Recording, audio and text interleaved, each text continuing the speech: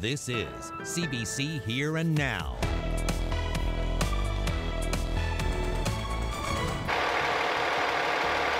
Tonight, a fatal fire in South River. One man is dead after fire ripped through his home. And I believe it will support children and youth and families like never before. Thank you. Lisa Dempster chokes up as she announces an overhaul to child protection laws. The new law focuses on Indigenous children and helping young people until they turn 21. Good evening, I'm Anthony Germain. And I'm Debbie Cooper. We start tonight in South River, Conception Bay North, where a fire has claimed the life of a 55-year-old man. A jogger spotted the blaze on Salmon Cove Road early this morning, but it was too late to save the man inside. Here now's Zach Gowdy reports. Firefighters are still dousing hot spots at the scene of this house fire, a fatal house fire that happened in the community of South River. The blaze began at around 7 o'clock this morning. The Beta Grave Fire Department on the scene right away, did what they could at this place, but as you can see, it was a very intense fire and very little remains of this structure. A man in his 50s lost his life. Neighbors told me that he had lived alone here, that this was a house that he had shared with his mother and father. His mother and father passed on, and now he lived here on his own. He was well known in the community as a taxi driver. Lots of people would see him coming and going every day. But if you look around at this structure, you can see it was a very intense fire indeed. The siding peeled away in many places of this home, out by the windows where the flames would have licked out. The roof is partially collapsed. Firefighters tell me that was not their doing. It caved in as a result of this fire. Again, this started at 7 o'clock this morning. Right now it's 1:45 in the afternoon, and they're still putting out some of these hot spots. You still see the smoke coming up now as they're just dousing some of the few hot spots that remain inside. The fire investigators have been through the house, but they're telling me, at least at this early stage, there's no outward indication what the cause of the fire may have been. But certainly a sad day for people who knew this gentleman, their neighbors, family, and friends here in South River. Reporting in South River, I'm Zach Gowdy for Here and Now. The province is breaking down barriers in the child protection system. The government says new rules for children and youth will cut down on red tape, help families stay together, and, most importantly, help young people live better lives. Here now's Megan McCabe joins us live with the details on this. So, Megan, what's new in this legislation? It's a total overhaul of the current and heavily criticized child protection system. Some of the most significant changes are for Indigenous families. For decades, child protection has been lambasted for taking kids from their communities. The goal is for all kids to stay with parents first, close family or friends second.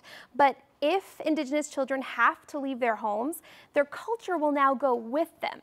Minister Lisa Dempster says this new act is long overdue.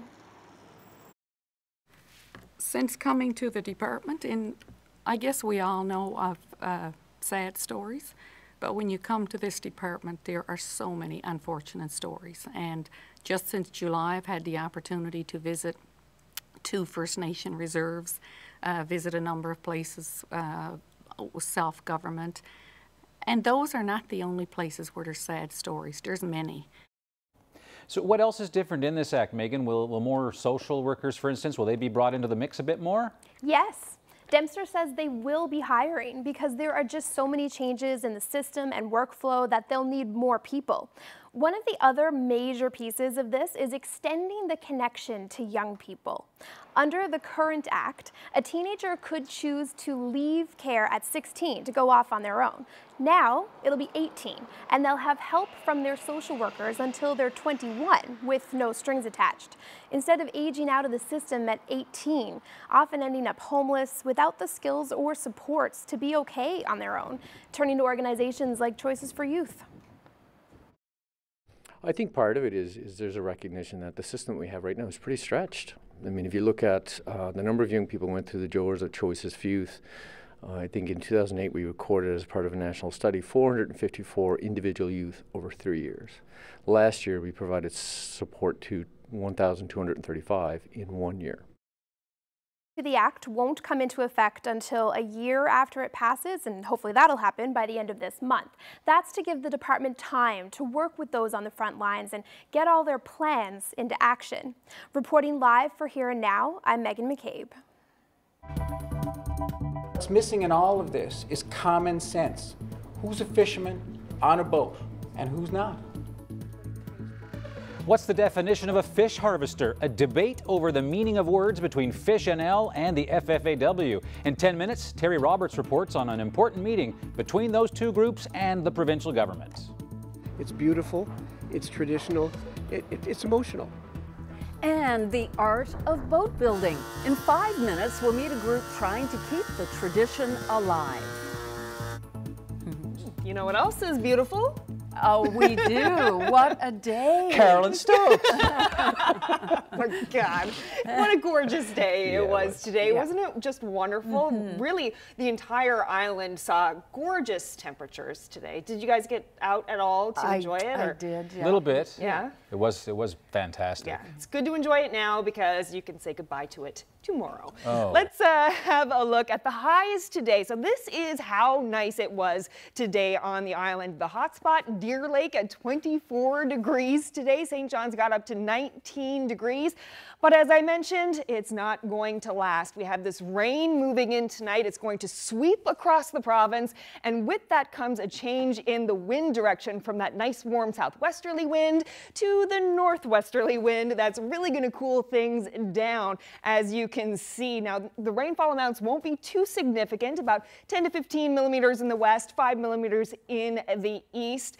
So you can see tomorrow it's going to clear off. So it's going to be a nice clear day, but it is going to be chilly. Just look at the difference in these temperatures starting off at 11 a.m. tomorrow.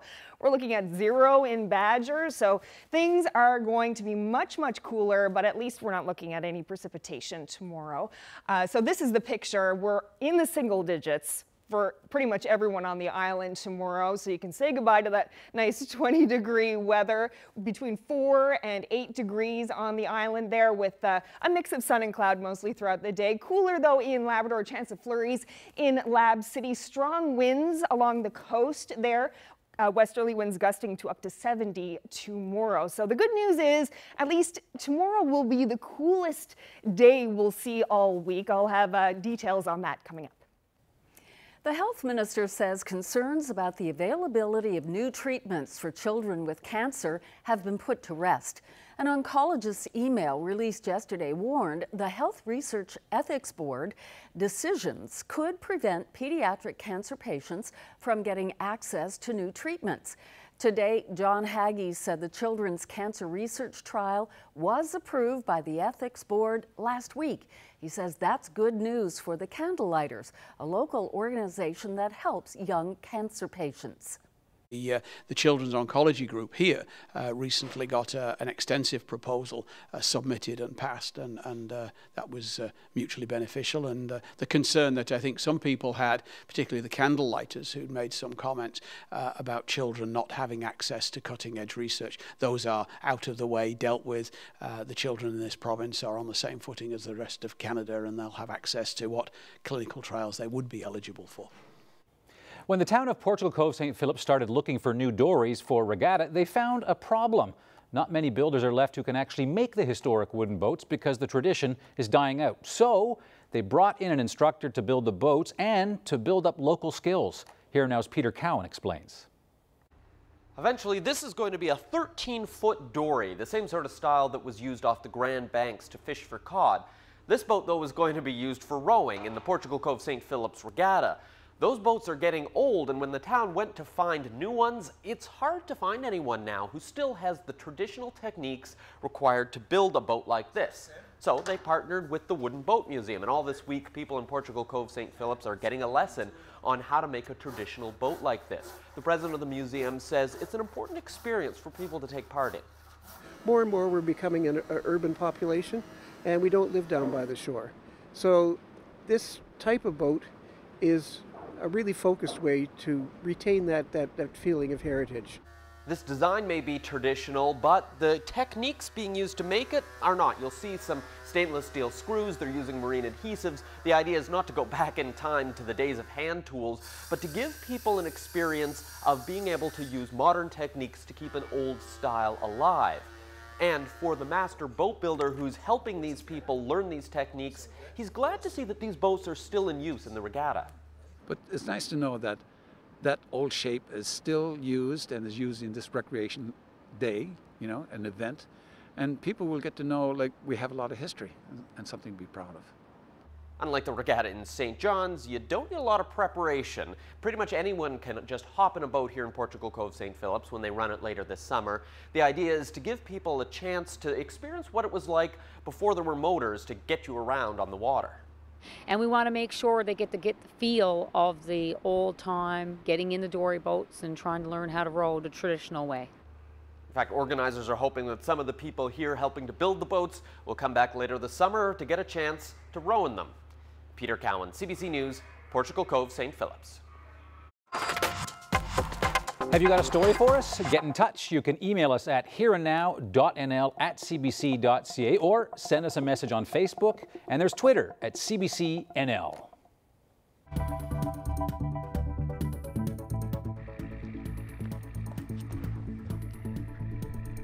An idyllic, picturesque scene here in St. John's Harbour, hiding the fact that there's ongoing labour upheaval in the Newfoundland fishery. I'm Terry Roberts. We'll have more on the ongoing labour dispute between Fish NL and the FFAW coming up on Here and Now. Milk cartons are now recyclable. Wash them out, empty out the contents, throw them in the bag. Recycling goes in blue bags, garbage goes in clear ones. We'll lay out some big changes coming to the region's curbside collection. That's just ahead.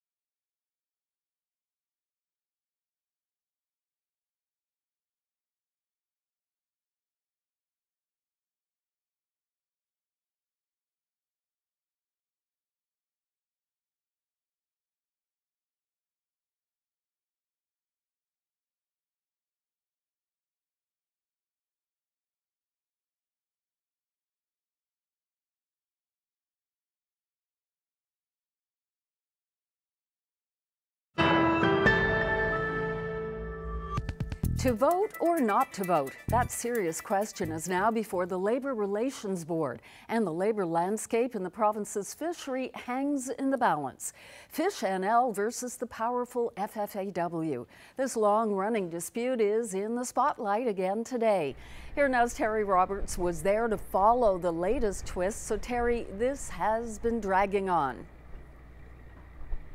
Well, Debbie, yeah, it's been 16 months now since Fish NL filed its application with the province's Labour Relations Board, all part of its bid to try and unseat the fish, food and allied workers in it as the union representing inshore fishermen in this province. Well, today the latest chapter in this process played out here in St. John's. An unusual scene. Officials from the Federation of Independent Seafood Harvesters, the FFAW, sharing the same space in a lobby, summoned by the Labour Board for a rare meeting. We're tired of speculating what this meeting's about. Then sharing a boardroom table for nearly 2 hours.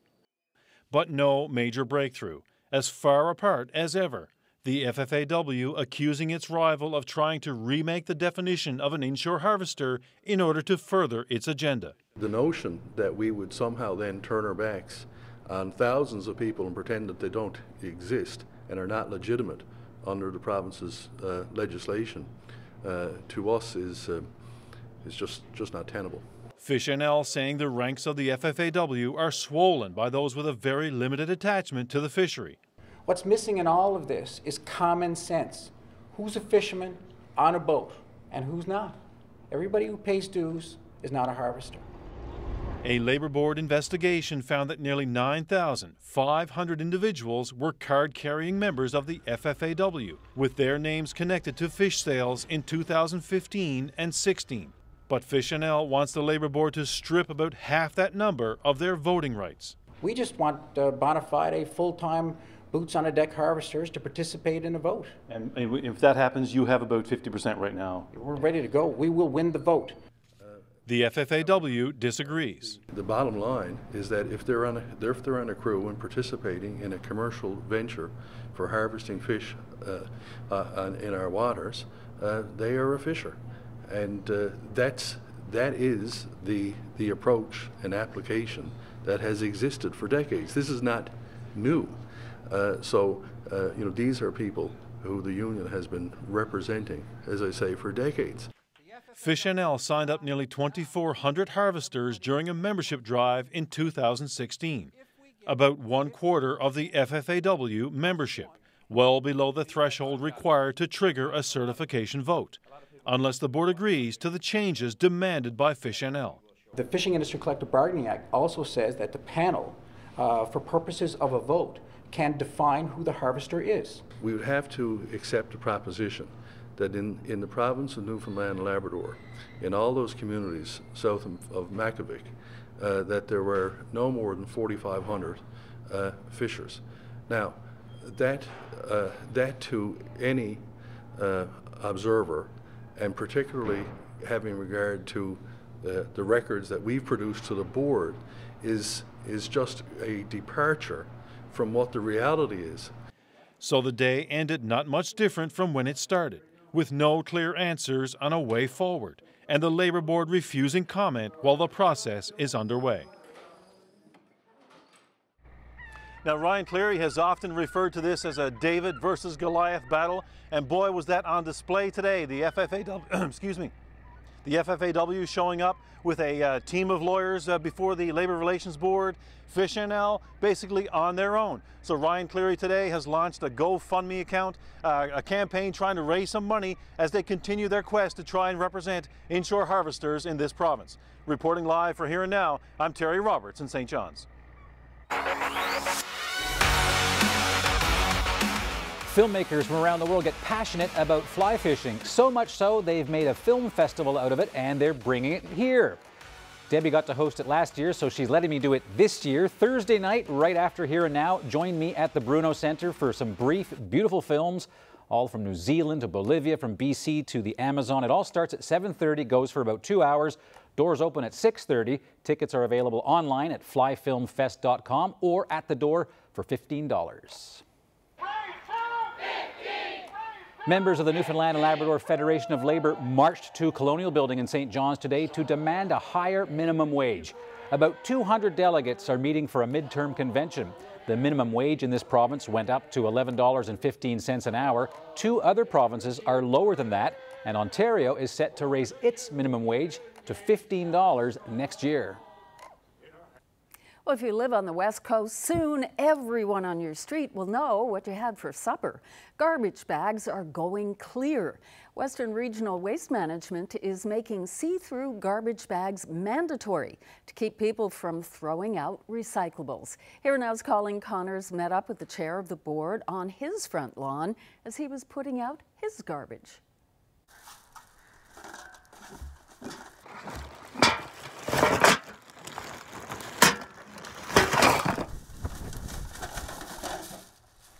Josh, if we could start today, we're on your front lawn talking about putting out the new garbage, new recycling, clear bags. How is this going to work? Clear bags and a blue bag. It's a simple process. Many people in Cornerbrook are familiar with it, but now we're expanding that to the entire West Coast.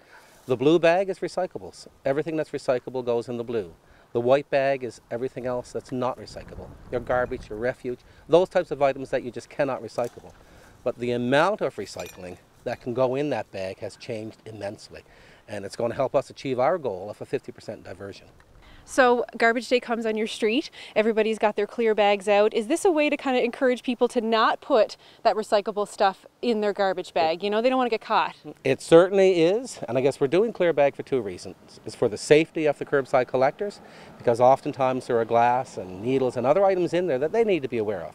But it's also to encourage people to recycle. We really want them to be environmentally conscious. We want them to be aware of that. If it's recyclable, don't put it to the curb. Put it in the blue bag. Take it out of the landfill. Whatever we can take out of the landfill, it has a less of a negative impact on our environment. We're going to have new things that we're going to recycle now. So Absolutely. Give us an idea of what we couldn't recycle before that we can now recycle. Guess what we couldn't recycle previously? If you look at these plastic sandwich containers that I have in my hand here, you couldn't recycle those previously. You now can. If we look at the foil wrap containers. Oh yeah. Couldn't recycle that previously. Any type of tin foil now we can certainly recycle.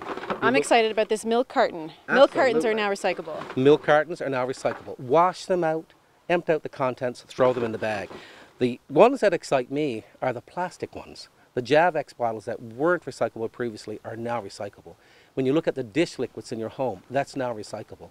When you look at tin cans, juice cans, dog food cans, the tops off of bottles, the tin pieces, all of that is now recyclable. I've never heard of clear garbage bags. Where did this idea come from? I guess the idea came from wanting compliance and wanting individuals to buy into the concept. You will have those that say, well, if you want us to buy in, do the black bag. But the black bag doesn't increase compliance. The clear bag does. Okay. Well, good luck with it. Thanks for explaining it all to me today. And thank you for taking the time to be with us. I really appreciate it.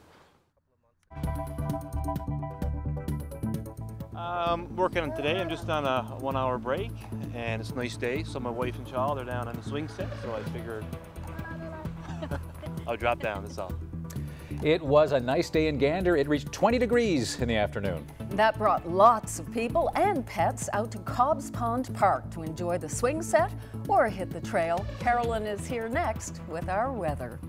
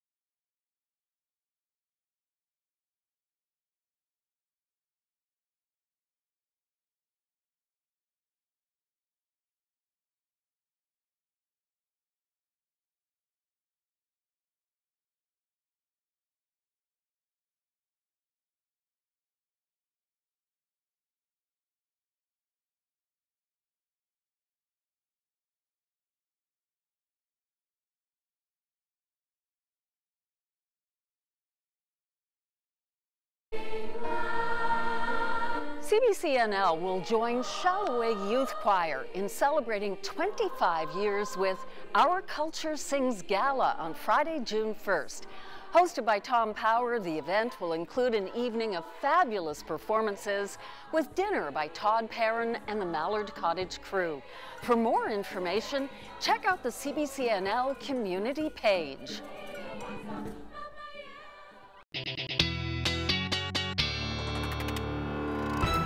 Well, before the break, mentioned Gander hits 20. Yeah. Right? So that's the kind of temperature that could melt certain things. Absolutely. And just want to show you this photo to start. We haven't really seen many icebergs yet this year, but Eric Abbott sent this in to us, posted it on Ryan's Facebook page. What a beauty. Yeah, I think that's our first, I think. I can't recall seeing any so far. Yeah, that's the first one, I think, of the And season. we were wondering just how big it is. There's no sense of scale anywhere, but it looks like a big one. Yeah, I guess it's just the beginning. Yeah, of no iceberg doubt. season. Beautiful. Great. Well, let's have a look at how things are shaping up for tonight and tomorrow. We'll have a look at your weather on the way headlines. We have island-wide rain overnight tonight, but it should clear off for tomorrow. And then we're looking at a big temperature drop compared to the way things were today. This is the picture over the past few hours. You can see the system that's tracking up towards the island. It'll bring rain in the west and start tracking east overnight tonight. And with that will bring a change in the wind direction from southwest to northwest. So things are really going to cool down in behind this system. You can see even here on the northern peninsula, Corner Brook area could see a little bit of flurry action overnight tonight. So yeah, it's a big difference. And as we head into, well, this is a look at your temperatures tonight. Lab City getting down to -14 overnight tonight. And here's a look at your amounts. The west coast will see about 10 to 15 millimeters of rain overnight, a little bit less along the south, 5 to 10, and 5 millimeters of rain in the east. So it's not going to be a huge rain event tonight. And then, as I mentioned, things will start to clear off tomorrow throughout the day. So it will be a nice clear day, but it will be chilly for sure. You'll want to bundle up as you're heading out the door in the morning. We're looking at single-digit temperatures all across the island, from 3 degrees in Port au Choix to 8 degrees in Marystown. So yeah, quite the difference. And cooler still, of course, in Labrador, below the freezing mark for most places. And they're looking at some pretty strong winds there along the coast. Westerly winds gusting up to 70 there tomorrow. So Wednesday moving into Thursday, we are looking at another little system that's heading our way. And you can see it could bring some more flurries to the island and some showers there. I'll have a look at that and an early look at your long weekend weather forecast coming up. Well, some students in St. John's really jump-started their day. About 1,000 of them kicked off their morning by skipping rope to raise awareness for the Heart and Stroke Foundation. Our Katie Breen swung by the Powerplex to check it out.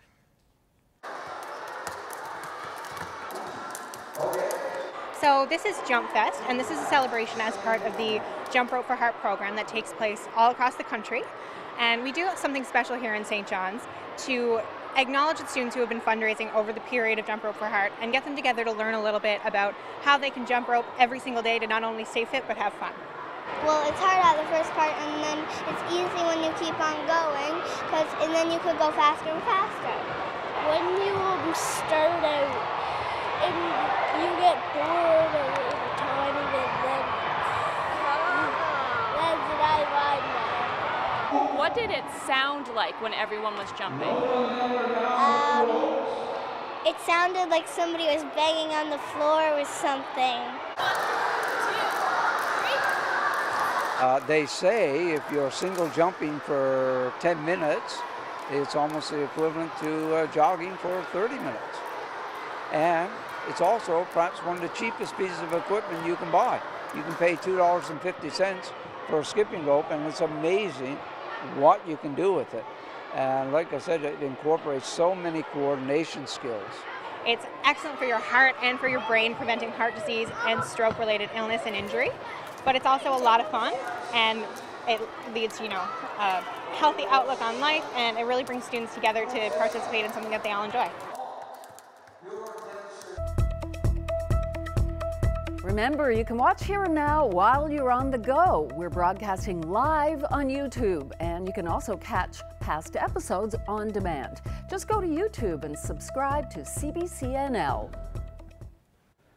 Moving now to some international news, it's back on, according to the father of the bride. In the latest royal wedding twist, TMZ is reporting that Meghan Markle's father would, in fact, like to attend his daughter's wedding. Thomas Markle came under fire this week after it was learned that he coordinated with paparazzi to receive money for staged photographs. Yes, staged photos. The pictures showed him scrolling through photos of his daughter and Prince Harry and reading up on British history. But it seems Markle may walk his daughter down the aisle after all. He's told American media that after speaking to Meghan, he's had a change of heart, calling the staged photo incident, quote, stupid. And speaking of the big day, CBC's Thomas Dagla is in London, where he's been getting some helpful advice for Meghan Markle and for you on having afternoon tea with the Queen. Well, you never know.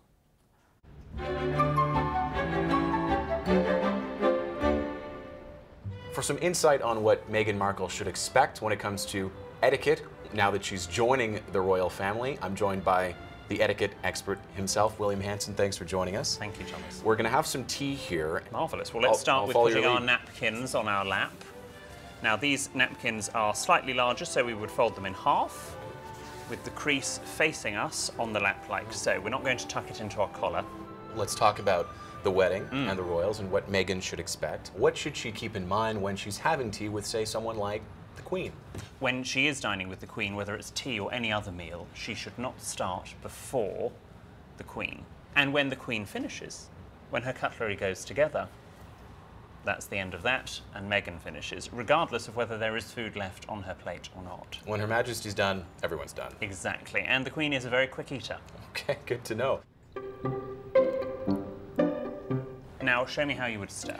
Well, not with that spoon, with your teaspoon yes. there. Kind of go for the stir around formal tea stir, but I feel like maybe that's wrong. It is incorrect. Of course. Yes, we actually stir going back and forth, 6-12, 6-12, north-south. And then when you're finished, it's a gentle flick above, and then setting it back at the back of the saucer in line with the handle. In terms of, you talk about tradition, but how have Harry and Meghan changed tradition, broken with tradition so far? We've seen a lot more tactileness. They seem to be touching each other more, holding hands, touching the arms. Traditionalists like me don't like that, but I can see the merit behind it. I would hope that they would sort of restrain that and not hug everybody that they meet, because they're not a character at Disneyland. They are supposed to be members of the royal family. Now let's talk about how we hold our teacup. Now we pinch. What I want you to do is your thumb and your index finger are going to pinch, and then your middle finger, like so, follows the shape of the handle underneath. And all your other fingers are tucked under. And then when we drink, we look into the cup, not over it. Keeping a straight back, and then returning the cup to the saucer. If this were your client, someone moving from the United States to Britain, not only to live here, but to join the royal family, what is going to be the biggest adjustment for her, do you think? I think the biggest adjustment is going to be the sort of the intricacies and the things that have the slightly historical connection and the historical logic to it. Just watch to see what everyone else is doing. Don't just dive in and start eating or start interacting with people. And if in doubt, ask in advance. And that would be my number one piece of advice for Meghan, is don't be too proud to ask for advice. It's not a sign of weakness. Certainly, I would want to be sitting next to you so I could keep an eye on you and know what to do. William, thanks very much. Thank you. And Adrian Arsenault will be hosting our CBC coverage of the royal wedding. It all kicks off this Saturday at 5:30 a.m. Island time.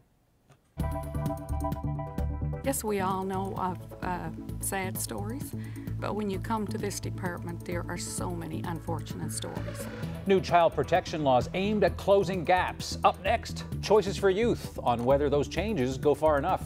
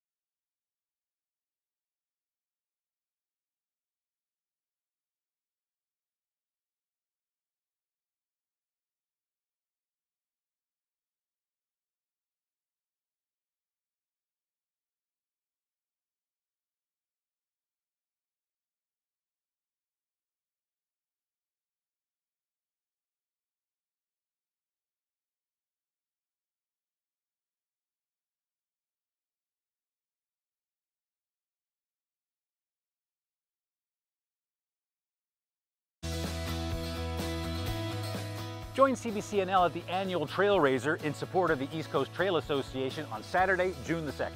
Enjoy some of the beauty our coastal trails have to offer and be part of a great cause. Buses will be available for pickup and drop-off. For more information, visit eastcoasttrail.com. There was a lot of barriers, and we have removed a lot of that. We have removed a lot of things around time with temporary orders and court orders. Many positive things that I believe will keep children connected, if not in their family, with a significant other and put them on the road to a better life. A major overhaul for child protection laws in this province was revealed today. The government says it's trying to close gaps in the system with a focus on Indigenous young people and helping vulnerable young people for longer, up to the age of 21. Well, Sheldon Pollitt is with Choices for Youth, which helps teens who are homeless, and he's joining me now. Thanks very much. Glad to be here. Some people have said today this is long overdue. What is your initial reaction, your overview of what you've seen today? My initial reaction is a greater understanding of there's more than one way to protect children. We all are well aware that at the end of the day, you know, we have to act in the best interest of children, up to and including removing them from their families. And I think one of the things that this act recognized in a significant way is there's a whole bunch of things that we can do along the way before that kind of intervention is necessary. If you looked at towards recovery, for example, and the recommendations that come out of that, you know, albeit from a mental health and addictions perspective, the number one priority is supporting vulnerable families in a completely different way.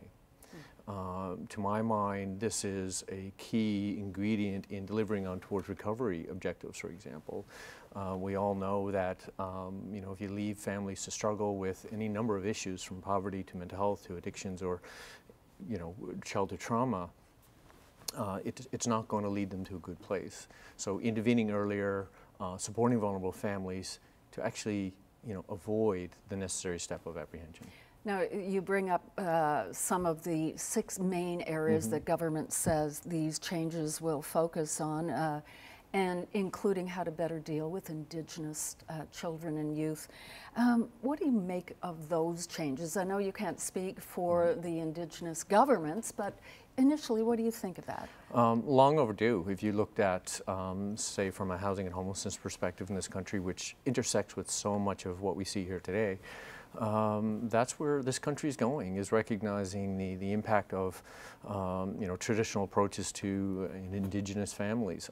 So I think this makes this province a leader in the country around revisioning and including those communities in having a lot more say in what responses to those children should be.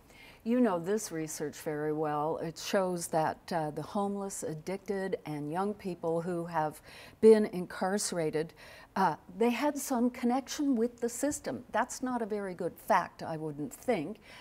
Will these changes announced today change that?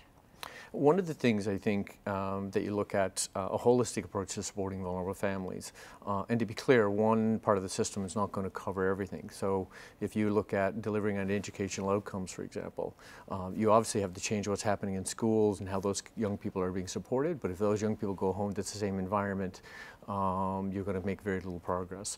So it's how these things work together. So Choices for Youth, for example, I think in 2008 we saw 454 young people over a 3-year period. Well, that number, as of last year, reached over 1,200 in 1 year. And you're not coming to Choices for Youth and other service providers like us because life is great. And this is a fun thing to do. It's not an easy life to be, you know, caught up in the system in this way. So hopefully these changes begin to look at the root causes, getting the young people earlier, getting into families earlier, and supporting them. We have a Mama Moments program, for example, that supports 75 young moms, and I think it's around 96 children. Very few of those children are in care.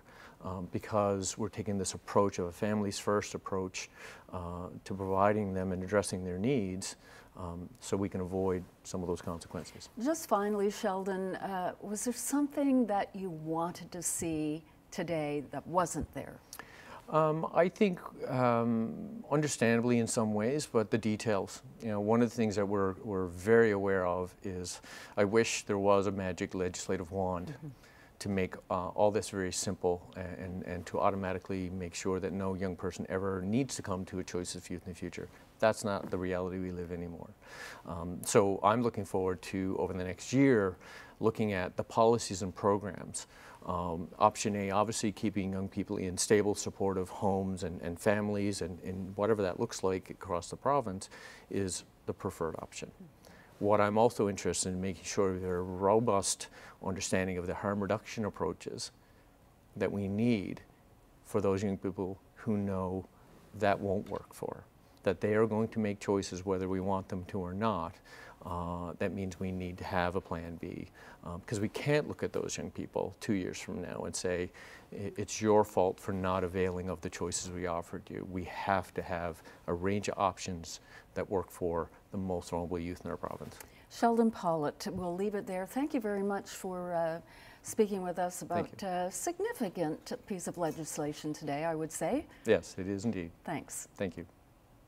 You can doubt every word I've ever said. Most of them are true. Like I can't remember my life before you. The sweet sounds of Fortunate Ones. Here's the pair's new video for Before You, and they've just announced some fall tour dates as well as summer stops. They'll be everywhere from the Winnipeg Folk Fest to the Garrick Theatre in Bonavista. If you want to get a complete list of where Fortunate Ones will be, check out their Facebook page. In and out they come like tides upon some angry ocean. But I can't remember my life before you. Before you.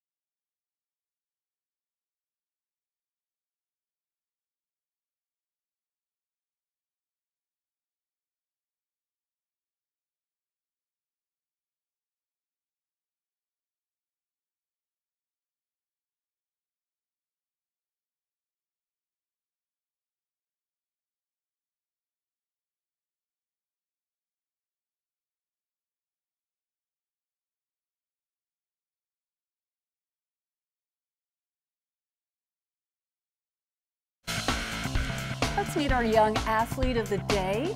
Here is Cameron Barrett. He's 7 from Portugal Cove. And he plays novice hockey with the Northeast Eagles Minor Hockey Association. Cameron plays on defense. He takes part in power skating, and he has his own backyard rink to practice on, which is why he's so good. Congratulations on being our Young Athlete of the Day.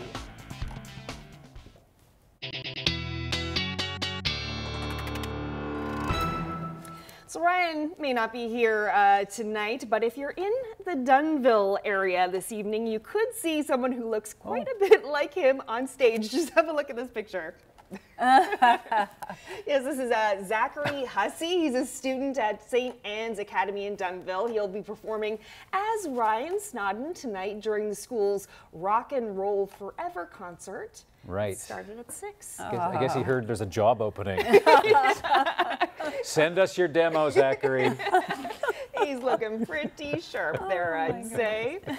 So lots of people wondering about the long weekend right now, and it's still a bit early, but things How much snow are we getting? Doesn't look like we're getting much snow. It's not going to be great, but it's going to be decent so far, but it's still early. Things could change. So let's have a look at your long-range forecast, starting with current temperatures, because you can see it's still quite nice out there right now. We're still 19 degrees in Gander at the moment, cooler in Labrador, of course. As I mentioned earlier, we do have this rain that will be moving across the island tonight and bringing with it some cooler temperatures. Here's a look at some of the wind gusts for tonight and tomorrow. You can see how strong the winds will be along the coast of Labrador. Not too bad on the island, but we are looking at much cooler temperatures with clear skies tomorrow on the island. So quick look at how things are shaping up for tomorrow. Single digits right across the board on the island, so not nearly as nice as it was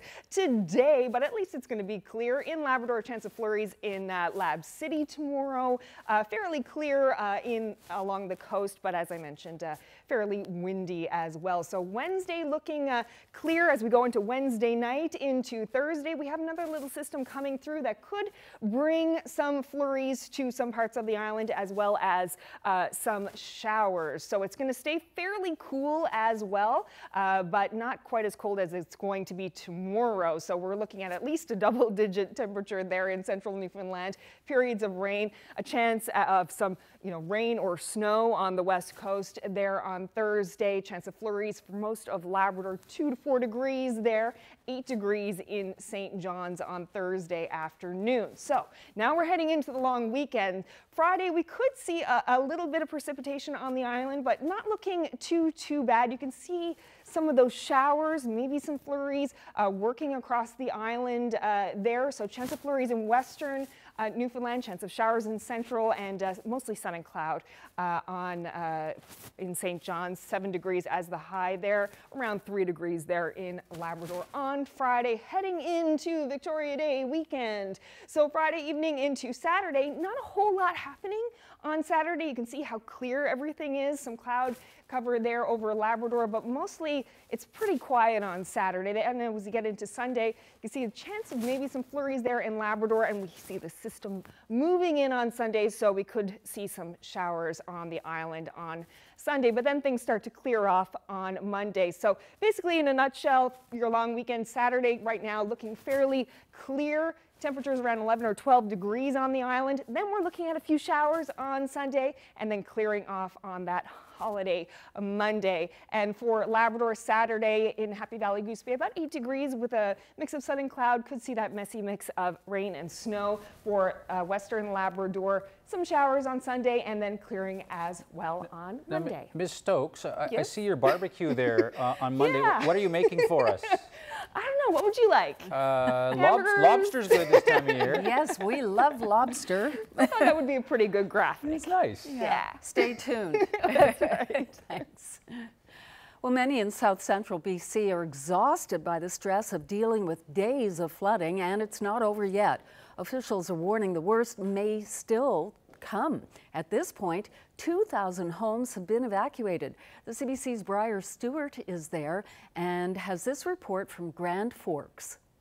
This is what downtown Grand Forks looks like today. Business owners, residents, volunteers are still sandbagging, stacking them one on top of another, trying to create barriers to protect against the water that's headed this way. Now, downtown was hit by flooding last week, and while there's a lot of soggy basements, a lot of the main floors of the businesses managed to stay mostly dry, and they're hoping to stay that way, which is why there's so much work going on to build up these protective barriers. Now, officials are expecting a second surge of water to happen Thursday afternoon. Grand Forks is so vulnerable because it's where two rivers meet, and the concern is that if the rivers rise at the exact same time, it could be as bad as it was next week, if not worse. Now, in terms of the rest of the community, there were areas that were hit by severe flooding. There's still a lot of standing water, houses that are sitting partially submerged, and that water is not being pumped out right now because officials and crews are working to prepare some of the dikes that were broken when the water came through last week, and that's really the focus today, trying to get the community prepared for the water that could be headed this way later this week. Briar Stewart, CBC News, Grand Forks. A volcanic eruption on Hawaii's Big Island remains a serious concern. Dangerous levels of sulfur dioxide spewing from volcanic vents or fissures, prompting a new health warning. Toxic gas and lava have been flowing from Kilauea since May 3rd. Residents have been told to leave the area and seek medical attention if they've been severely affected by the gas. And volcanic vents have gobbled up dozens of homes as well as vehicles. At least 37 structures have been destroyed. Journalist and best-selling author Tom Wolfe has died. Wolfe insisted the only way to tell a great story was to go out and report it. Two of his books were turned into movies. The Right Stuff chronicled the first American astronauts, and his novel Bonfire of the Vanities was a satire of 1980s New York, mocking money, power, and greed. Wolfe died of an infection in a New York hospital. He was 88 years old.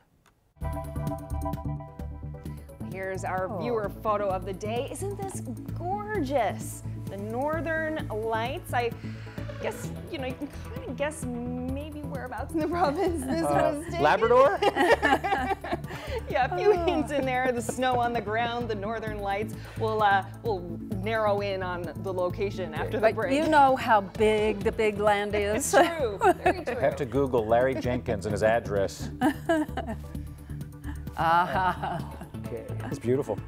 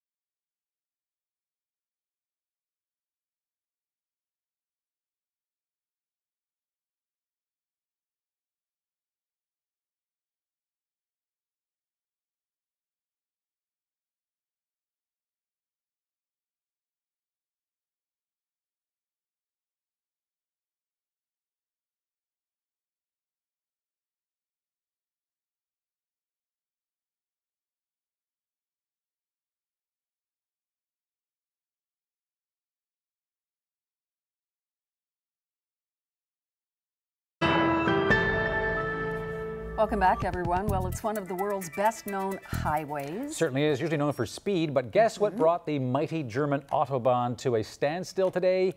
Water buffalo. Yes, water buffalo. Some drivers had to wait hours while a small herd tried to escape. It took police, fire crews, and zoo experts to tranquilize and subdue the creatures, but a much bigger tool was needed for one. Yeah, this one passed out like you would when you've been shot with a tranquilizer dart and had to be hoisted out with a crane. And in the end, there he goes. Poor thing. Yep. I won't be buying any glue from Germany. In the end, they were all removed and were transported safely back to a field. Yes, they were let go, or so they say. I don't know. I think if you got a large animal, tranquilizing it in front of cars is not the most efficient way. I mean, when you do the running of the bulls next time, he's going to get you. Poor thing. Madison. Okay. Yeah, well, before the break, we showed you this viewer photo of the day. Pretty obvious that it was taken in Labrador, the Northern Lights there. But where in Labrador? It's just gorgeous. A certain source tells me it's Labrador City. Just outside of Labrador City, I believe, is Walsh River. Larry Jenkins sent this in, and this is what he wrote: "Wake me up when summer begins." You can see the hammock there in the photo. So just a gorgeous shot. He was camping in Walsh River. Yeah, you can see the snow, and they have been experiencing a bit of We say minus 14 tonight, you said? Yes, minus very 14. Different weather in Labrador lately than it has been on the island. If I could see that, I would put up with minus 14. True. I really would. That is just spectacular. Beautiful. And of course, when it breaks up there, and that's summer, I mean. And it happens fast, right? Yeah. When it happens. Yeah. Anyway. See you tomorrow. Thanks very much for being with us. Enjoy your evening. See you.